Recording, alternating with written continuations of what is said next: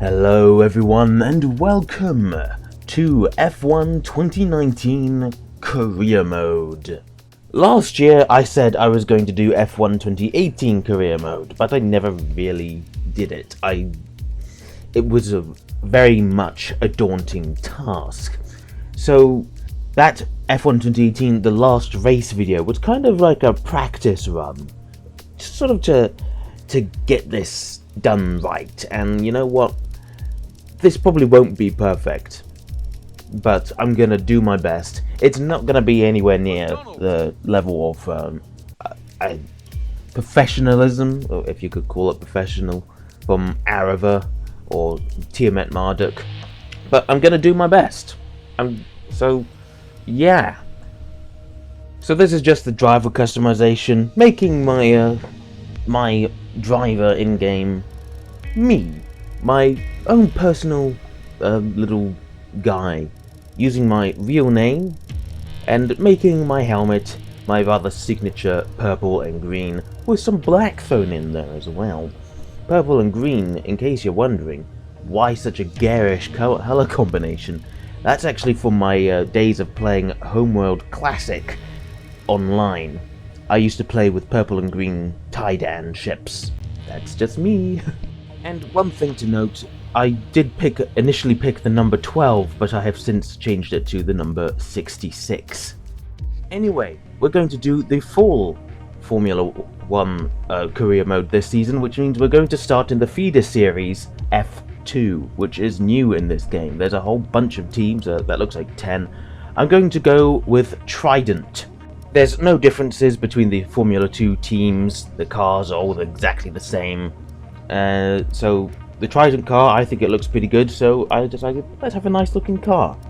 Lots of other people have taken the ART and Dams.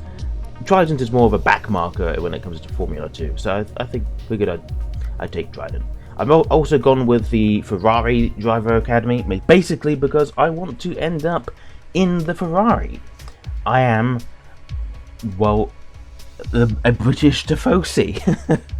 Now, the Formula 2 introduction is not very long. It's just that, an introduction. It can be completed within about an hour. There's only 3 events, but there's also some cutscenes, including the 2 drivers that you're seeing on screen, the 2 made-up characters of Devon Butler and Lucas Weber. It's Weber because he's German, not Weber. Butler is our rival and a bit of a douche.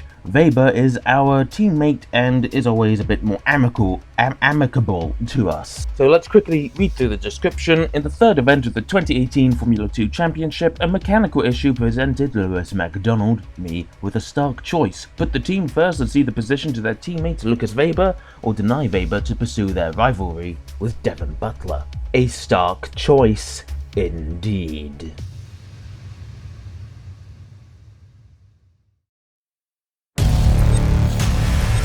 Trident's new driver really commanding the race here. Devon Butler still ruthlessly giving chase. These two have been really scrapping it out for the early wins in the championship.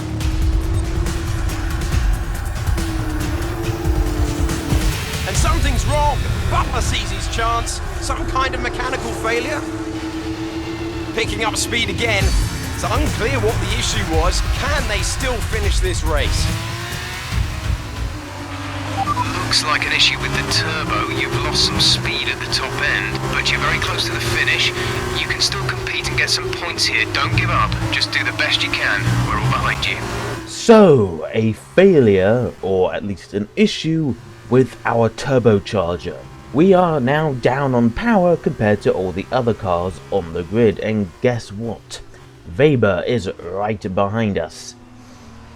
Now that's going to prove more of an issue than I had initially thought, because you see, I'm using medium traction control, but the Formula 2 cars really do not respond well with traction control.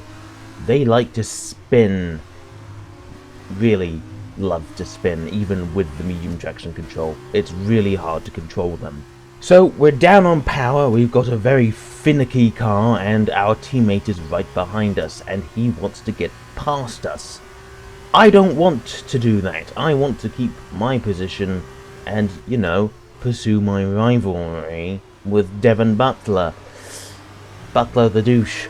So I'm going to keep Weber behind me, basically denying him to go ahead and get ahead of George Russell, who is in P4. Though realistically, he doesn't have a chance in hell. He's only really going to get P5 ahead of me, and I'd only realistically best get P6. So I want the points.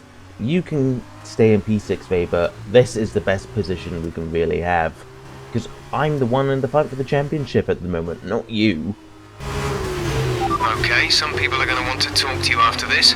Not letting Lucas pass has potentially denied the team valuable points. For now, race on, do the best you can. We're asking again, please let Lucas pass while there's still time for him to make a challenge. Yeah, the team is not happy about that.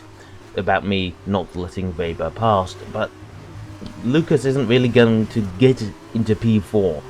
So, yeah.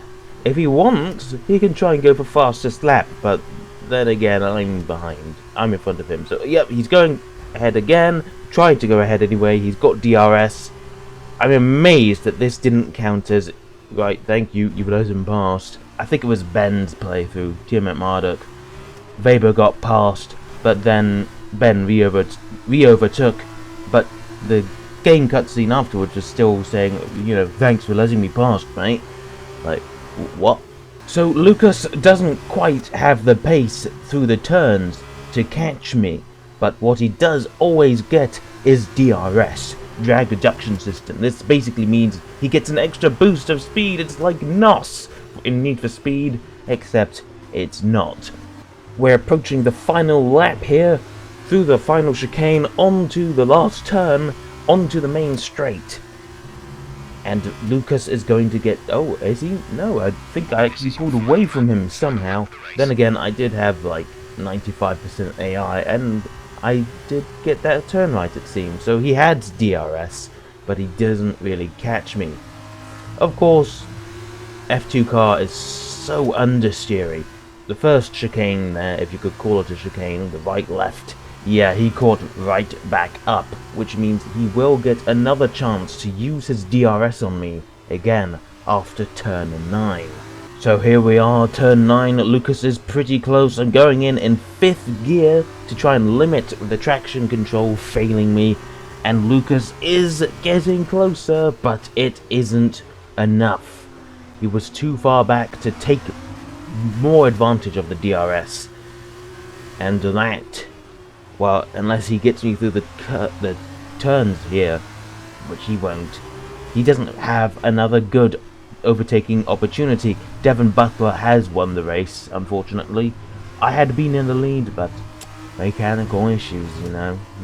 Anyway, we come through to finish the race in P5 with Weber in P6. Alright, race over. Take care of the car on the way in.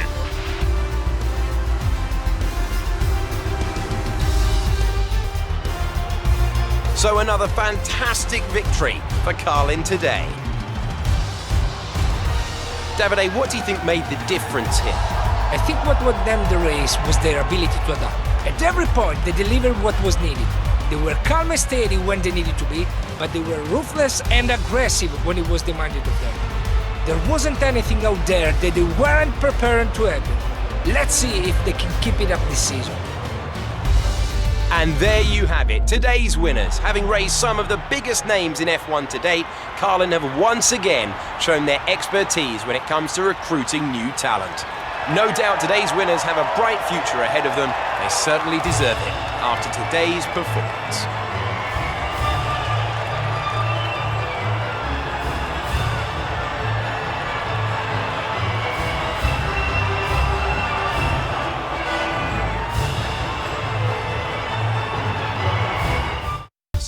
So yeah, Devon Butler wins the race, and Lucas Weber comes in 6th. But he was not going to get any higher than P5, I assure you. So, let's skip over the results here because they're meaningless. and let's instead move on to the cutscene. There you are. That was an exciting race. It definitely got people talking about you, which means I was able to secure a quick interview. Okay, we're all set over here. Just a minute. Remember, anything you say to the press can go very, very public. So be relaxed, but also be conscious of what you're saying and how it might come across to other people, okay? I think we're ready. Great. So Emma keeps telling me you're the one to watch this season. If that's true, you'll be doing plenty of these. Just remember, be yourself. And the more you can give me, the better this will go. Right, stand here. Turn a little this way for me. Perfect. Ready? An exciting race today. Let's get your perspective. So you and Lucas are new to the team. How are you settling in?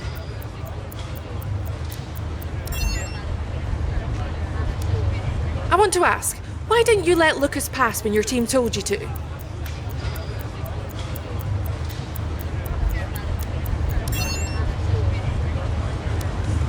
Great. Well, that's everything. No, not now. Next time the team give you an instruction, follow it. It is not a request. Yes? Oh, I'm sorry, am I interrupting? I can leave, or, actually no, continue. Can we help you with something? Oh, it was just, you were the better driver. Yeah, from my car it seemed like you deserved the win. Okay, congratulations. But the team gave you an order. You could have jeopardized it for both of us. You know, I hate to be the one to tell you this, but you really don't have what it takes to be a champion. Lucas likes to talk a good game about the whole team thing. But the fact is, if you were in the same situation, do you really think he'd let you pass? I would. See the hesitation? Anyway, doesn't matter who wins. Next season, I'll be spending my Sunday afternoons atop the F1 podium, while you two will be teaching kids to drive go-karts. Good luck, yeah? Look, I understand why you did it. But do you really think an F1 team will allow you to just drive however you want? Come on. So that's Devon Butler and Lucas Weber for you. Devon's a douche, but Lucas, despite being upset by our actions, he at least seems forgiving, and if he were in our position, he would have given us the position. So he's a good man, that man.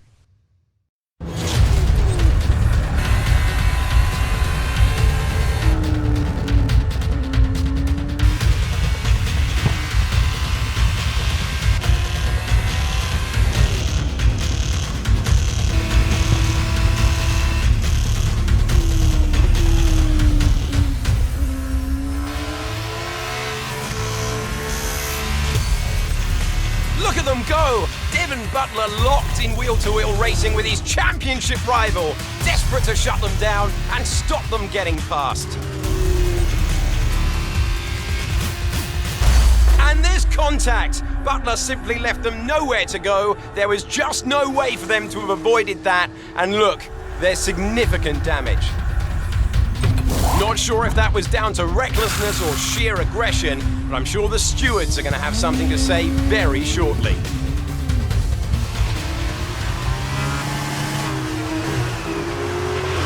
Don't give up. You're still in this race. So more characterization for Devon. He's not only a douche, but he's a very, very aggressive driver, which has put us back in the pack. We're now outside of the points. 11th place gets you squat. Team radio. Okay, the stewards have awarded Devon a penalty. Push on. You can still catch him. You can still beat him. Yes, Butler, Devon Butler, your aggressive driving has got you a penalty. Only a 5-second penalty though. And guess what? He's going to come in for a pit stop because this is a feature race. He has to pit. And he's going to serve his 5-second penalty as a stop-go. He has to sit in his pit box for 5 seconds before the mechanics can do any work on his car. But that means if he serves the penalty in the pits, that means it's not going to be put on him whilst he's on the track. Meaning, if he hadn't come in to the pits, and he was still out on track. All I would have to do is get within 5 seconds of him, and then I wouldn't really need to come ahead of him on track. His penalty would put him behind me by default, if that's even the right word to use, as had happened with Sebastian Vettel in Canada. I still won't forgive the FIA for that. But of course, there's no fun in just sitting behind someone within the 5-second window. Even if there was a 5-second window, we have to overtake him on track. We have to beat Devon Butler on track because he has served his penalty. If he comes ahead of me on track now, he's going to be ahead of me. He will get more points. So, let's chase Devon Butler. Right ahead of us is the ART driver, Jack Aitken. He's no threat to us. In fact, none of them are really a threat to us, because what I've done is I've turned the AI difficulty level down by 3 points. And I've also turned traction control up to full. And wouldn't you believe it, the car actually drives with full traction control. We've got DRS on Jack, and we are now going to power down the main straight of Austria into turn 1. We are going to close up really quite a lot, and we're going to get DRS again up to turn 2. How much can we close up on Aitken? Only time will tell. We are going quite a bit faster, and can we overtake? No, we're not. We're not going to make the move. It's not quite the right time, but we're going to get DRS again, and this time we should be able to make the move stick into turn 3. He's making it difficult for us, but we squeeze him out. Bit of a collision. No real harm done, I think. He's still right there, but Aitken is behind us. Now we can power on and get his teammate George Russell, the real-life F2 champion, who's now stuck in the worst car on the grid. So, later on in the race, we have caught up, more or less to the back of George Russell. He's sat in P9, and just 1 or 2 places ahead of him is Devon Butler in his Carlin. We are going to get... Are we going to get... No, I don't think we are. We are not quite close enough to Russell to get the DRS, meaning we'll have to rely purely on speed and slipstream. We get the fastest lap. And we use... Yes, now we are within DRS. Caught right up to the back of Russell. They're pulling away, but we have the DRS. And it looks like that Devon does not have DRS. He was at the front of that little pack. Oh no, that was actually Makino in the Russian time. Butler is on the outside, but this time he doesn't have the DRS, which means Makino, Russell and I are all hounding Butler. He's lost 7th position to Makino, going to the back of Russell. We collide with Butler, or was it Russell again? I don't know. We've got some front wing damage, but this is the last lap of the feature race. There's no real point in flashbacking. I decided, you know what, let's keep on with this. Lando Norris wins the race, but this is really just a matter of, can we keep Butler behind us? And yes, we can, because we've got Russell separating us. A Russell sandwich through the penultimate corner. Makino's in P7 to the last corner. We're not going to get P7 off of Makino, but we have got P8. We have beaten Devon Butler on track. Well done, good finish. You stepped up and achieved what we asked. Good job. As we can see, it's time for the podium, and I can see the Carlin team underneath our commentary box going crazy as their driver walks out. It was a great win, and it means a great deal to this team.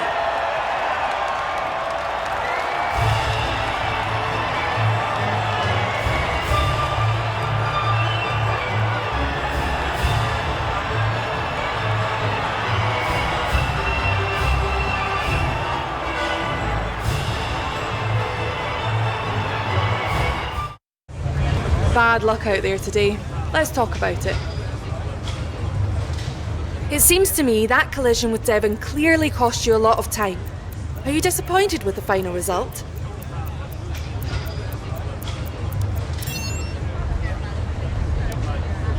So did you ever think you'd get the place back from Devon?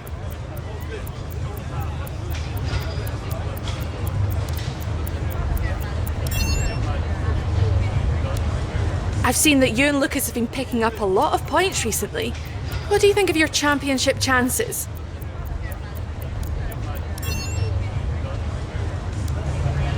Great. Well, that's everything. I was looking for you. Well, what can I say? I guess there's no other way to put this, but I'm sorry. I'm sorry for ever giving you the common respect that all racers deserve, because you don't deserve it, neither of you do. That was the dirtiest driving I've ever seen. Ridiculous. My thoughts exactly. I'm taking my line and I get smashed into? I'm fine, by the way, thanks for asking. And then I'm penalized for the privilege. You're unbelievable. You deserved every second of that penalty. Maybe more. I mean, aside from trashing the car, did you ever stop to think that maybe someone could get hurt? Yeah? Me? Fine, but winning at any cost is your strategy, not ours. You better watch yourself. Whatever. Don't let him get in your head. He knows you're a better driver. So, on the track, stay away from him. He will try to force you into contact. That's how he wins, yeah? Let's get ready for the press briefing. Yes, Butler caused the collision, and yet he's saying it was our fault. Right. Frick. So here is the final scenario. The sprint race at Yas Marina Circuit. The final round. So here we are in Abu Dhabi. Each and every event in the Formula 2 calendar has led us here, to this, the final event of the championship, and one that promises to be a spectacle every bit as exciting as we might have hoped. So the Yas Island circuit offers 21 corners and a lap distance of around 3.4 miles. There are a few opportunities to pass with long straights and DRS zones in 2 places, turns 8 and 11. Plenty of close racing then, plenty of speed, and plenty of excitement for the fans, no doubt. Joining me for one last time here this year is Davide Valsecchi. Davide, I'm glad you're here, because I think I'm going to need help processing all this. Surely, this is as exciting as it gets. Yeah, you're right, Alex. It's the perfect finale. 2 drivers, rivals of season, now going into the final race tied on points, both way out in front at the top of the standings, meaning whichever of these 2 drivers cross the line first will be crowned champion. I can't wait.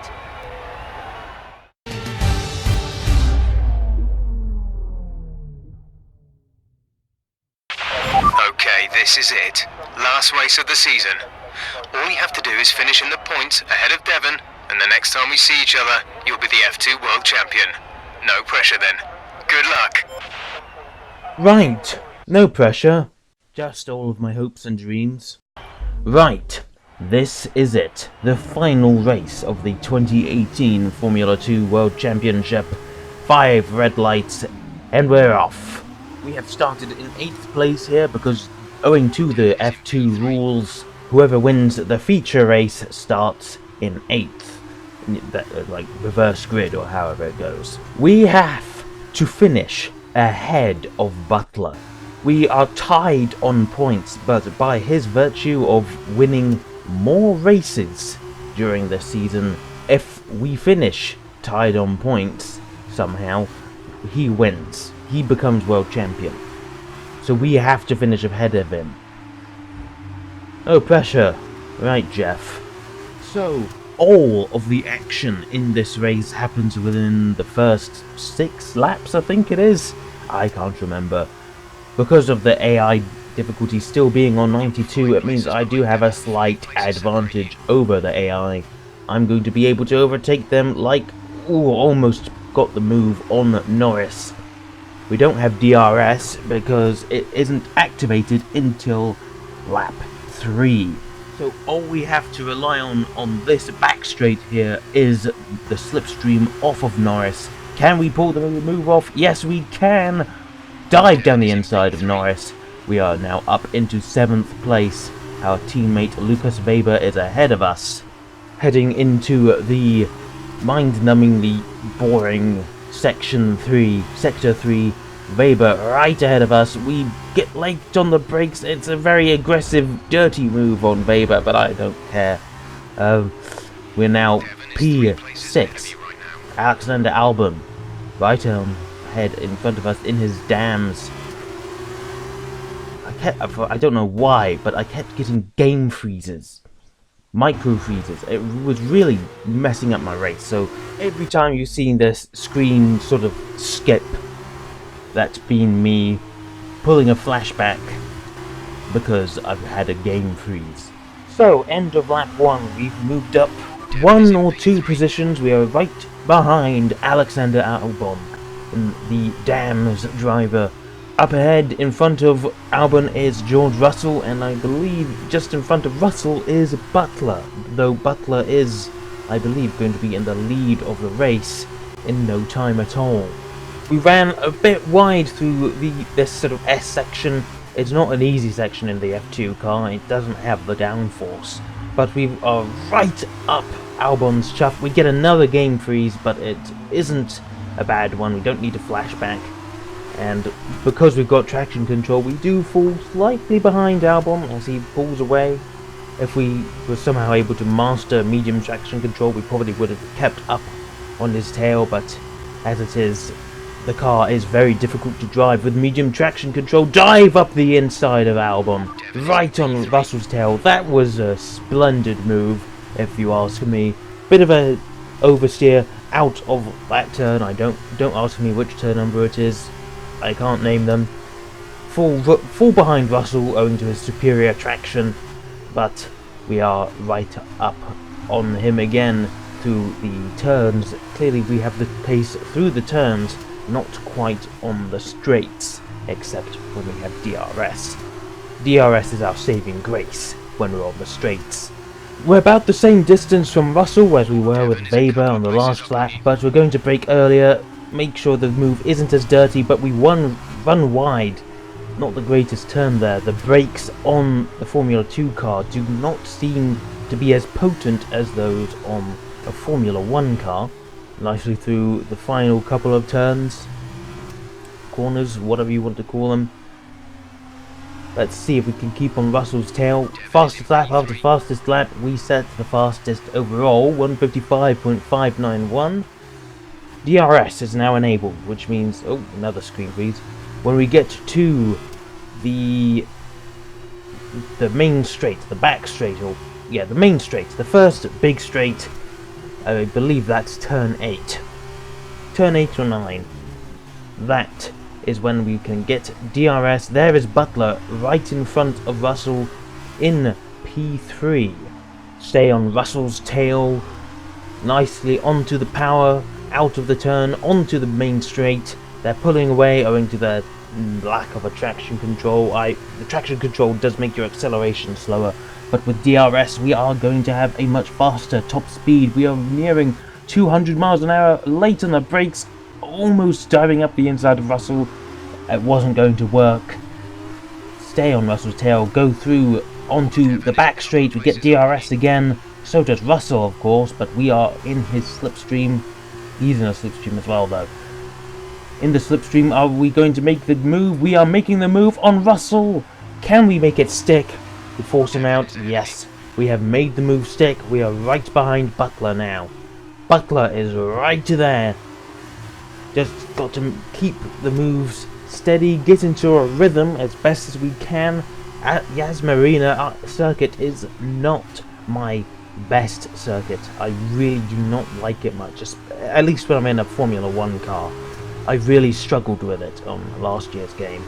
This time though, when you're taking it much slower, it does seem to be a bit more flowing.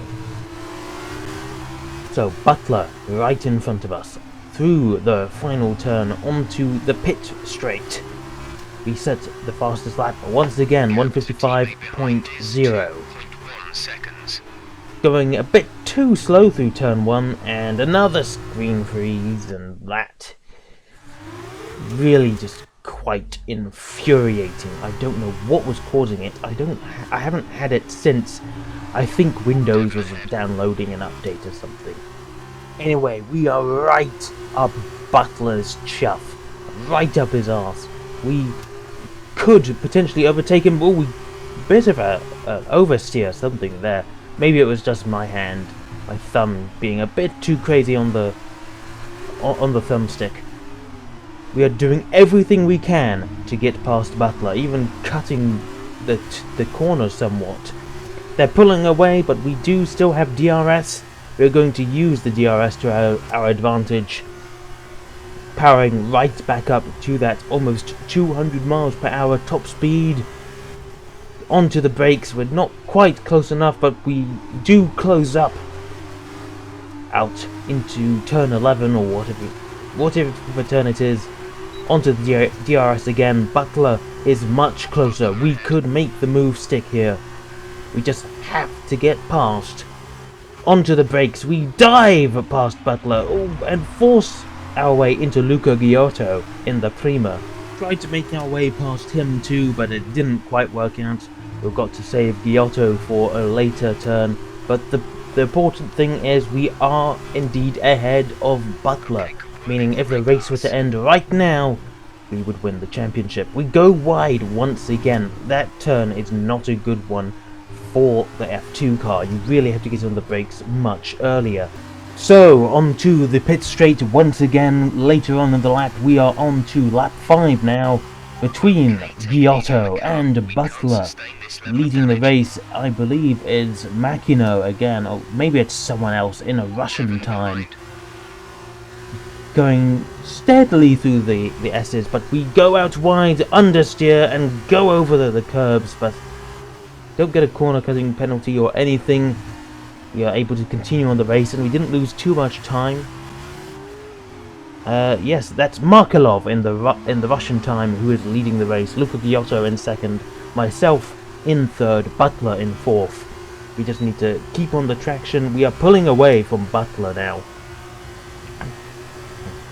We just need this race to end right now. Really? Another screen freeze ruins my braking point.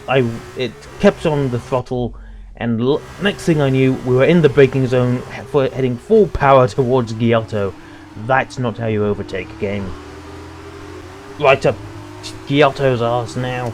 We are going to get DRS, but we may beat him just purely on traction. Well, we could have done it, but we need to get in his slipstream. It's the only way, because he has DRS on Markelov. We go up the outside this time, and we now have a second place with Markelov. Artyom Markelov, I think his first name is, right in front of us for the lead of the Grand Prix. Or rather, the F2 feature race. It's not a Grand Prix because it's F2. Grand Prix are Formula 1 and not much else. We braked a lot earlier into that troublesome corner there, making sure that we didn't plow into the back of Markelov. Seriously, we're not Thomas the Tank Engine, we're McDonald the F2 car, or rather Trident. Now, beating Butler fair and square is all well and good, but we want the race win. We are right up Markelov's chuff. We set the fastest time again, 1:54.773. Really close to Markelov. Had to take a bit of evasive action, so we let him go on ahead. Are we going to get this turn right again? We let off the power. Yes, that is much better than the last lap. Hard onto the brakes through the chicane. Easy through the chicane. We are going to get DRS off of Markelov, and Markelov's not going to have anything. Full onto the power. Stay as close as we can. Are we going to be able to overtake Markelov on the main straight? I do believe we are. We are gaining 190 miles an hour, going up the inside onto the brakes into turns 9 and 10, or 10 and 11, I don't know what the numbers are. Another screen freeze, it's not too much of an issue, that one. Now Markelov's going to get DRS off of us, meaning we are going to have to defend our newly gained lead. He's going up the inside, but we get the braking. Oh, he's still up the inside, but we cut him off, take the inside for the next two parts of the chicane, and that, I do believe, is P1 secured. At least for now. Is Markelov going to be able to get us back. Well, if we can make this turn, and it's not great, but it's not terrible. Only 3.6 inventions. Sorry, Chernobyl memes. But yes, we were able to make it through that troublesome turn a lot more smoothly, and through the final couple of corners, it's going to be a lot easier to maintain our lead. Someone has retired, Sean Galale in the Prima Theodore.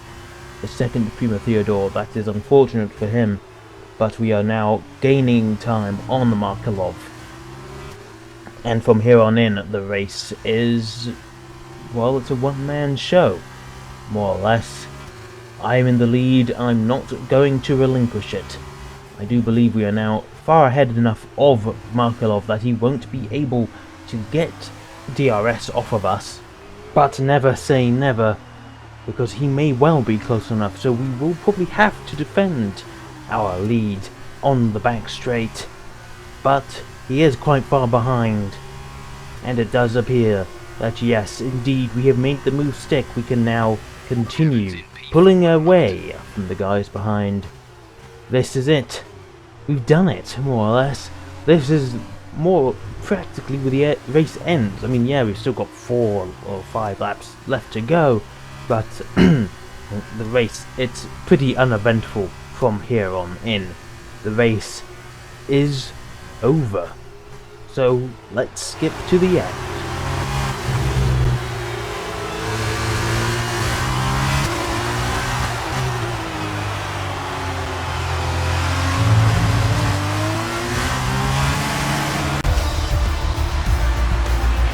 Well done, good finish. You stepped up and achieved what we asked. Good job. It's been my privilege over the years to witness a number of great sporting events, and here's another to add to that prestigious list. It's the ultimate dream for any racing driver. We have a new Formula 2 World Champion. It was a tough race at times, but they've held on to take a great victory for Trident today. Talk to me, Davide. Was it everything you hoped for? Everything and more. He had it all. The rival, the tension, the excitement. These two drivers have been locked in fierce competition all season. And to see it comes down to head-to-head battle for the line like this, well, this kind of things doesn't happen very often. Devon put in a good performance throughout the championship, but today the accolade goes to his rival and the new Formula 2 champion.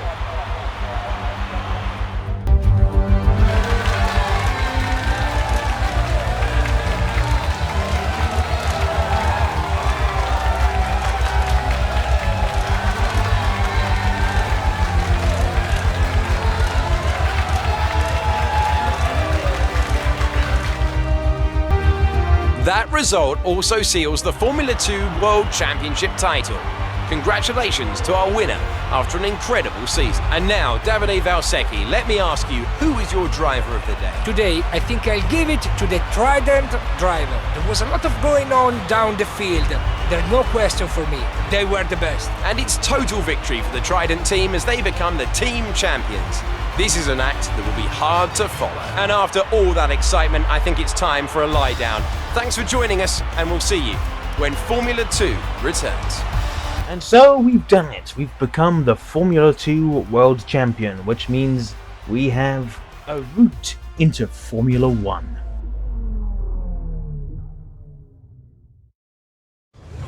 First of all, congratulations. You must be thrilled. What? No, I'm not. Wow, you're the driver's champion. How does it feel?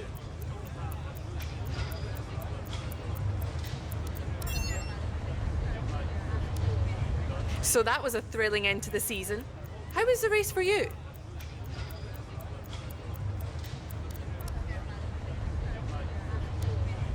Wow, we've been hearing rumours of a possible future for you in Formula 1. Care to comment?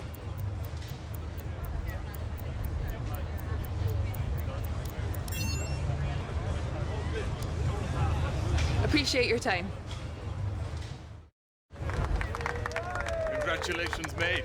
F2 champion. Hey, congratulations. Enjoy it, because it's the last time it'll ever happen. Devin, it's okay to be upset. You came very close. Yeah, we know things would have turned out very differently if I didn't get slapped with that ridiculous penalty. What is it with you and complaining? Look, somehow you managed to do a lot of things right today. That's great.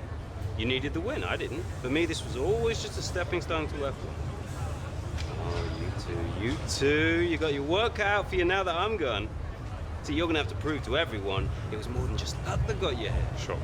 Winning one race is luck. Winning the championship is talent. Really?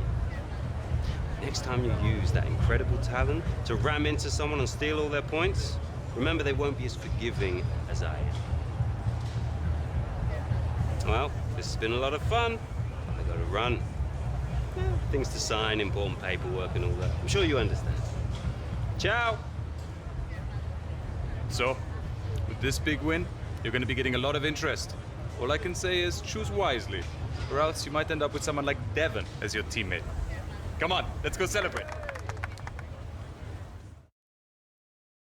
2 months later, in London, we are speaking to Emma, our agent.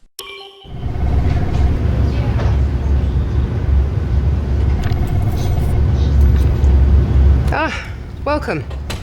Come on in. Take a seat. It's time we had the big conversation about your next move. Your performance at the F2 Championships last year got you a lot of attention from the Formula One teams. Some of it more positive than others. I'm not so concerned with who does or doesn't like you. You'll have plenty of time to win the doubters over. But I am concerned with our choices. They're narrowing as we haven't shown commitment to anyone. As your agent, my advice is to make your decision now. We can worry about comfort and finer points further down the line. I need you to review these. You've earned every single one of these proposals. So take your time, have a read through, and don't get too hung up on specifics. Let's get you a Formula One seat. And so here are our options. Every single team on the grid. How boring. I mean, it would have been nice to have a sort of more F1 2016 kind of system where you only had a few that you could realistically go to. But we can go to whatever team we like, which I don't like. But that's by the by. Because we went with the Ferrari Driver Academy, that means we do have a bit more reputation with some of the Ferrari-powered teams. Well, more like the Ferrari-powered teams. Good area Ferrari itself, Rich Energy Haas, and Alfa Romeo Sauber. It's not technically Sauber anymore, but I won't stop saying Sauber. So, offers from each team on the grid. Alfa Romeo, however, has the most reputation on offer. They were really quite impressed by what I did in Formula 2. Ferrari itself, not so much. That's going to have to be done on the track in Formula 1. So what we're going to do is we're going to pull an Arrow and go with Alfa Romeo Racing. Excellent choice. From my conversations with them, they're going to be very excited to pursue this opportunity with you. I'll let them know our intentions immediately. I'll have to clean up some final details with them, but that's what you pay me for. Other than that, congratulations. You've earned it. And so, into March of 2019 we go. The first round of Formula 1. This is Australia. We have full qualifying sessions. A 50% race. AI has been put up to 98%. I put it down because I was having trouble with F2, but 98 I think is closer to where I am. AI is more aggressive on this game, so 98 is, I think, a safe place to go. I may turn it up or down depending on how hard I find the AI to be.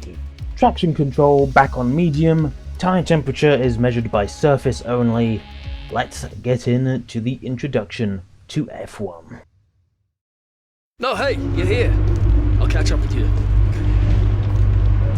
Sorry, I'm just on my way out, but your workstation's at the back over there.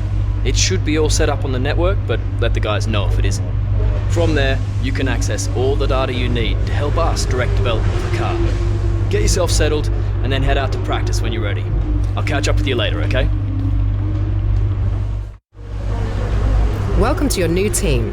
Alfa Romeo Racing is the kind of team that other privateers aspire to be. No matter the challenges they face, this is a team that rises to the occasion and makes it out the other side.